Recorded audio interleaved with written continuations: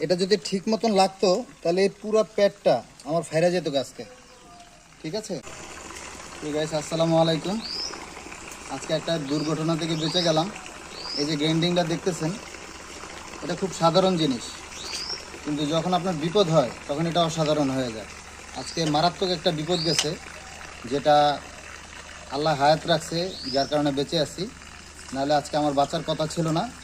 গ্রাইন্ডিংটা ঠিক, এই যে এই জিনিসটা ঠিক করতে যেয়ে হঠাৎ করে অসাবধানতার কারণে এই জিনিসটা আমার গেঞ্জিতে লেগে যায়। এই যে দেখেন গেঞ্জির অবস্থা, এই যে এইখানে, এই যে দেখেন, এটা যদি ঠিক মতন লাগতো তাহলে এই পুরো পেটটা আমার ফাইরা যেত আজকে। ঠিক আছে, তো যেই কাজ করেন আমাদের এই লাইনে, অন্যান্য লাইনে গ্রাইন্ডিং যারা চালান, ড্রিল যারা চালান, তারা অবশ্যই সাবধানতাভাবে কাজ করবেন। আমার মতন অসাবধানতা হবেন না, তাহলে বিপদ আসতে পারে। সবাই ভালো থাকবেন, সুস্থ থাকবেন। আসসালামু আলাইকুম।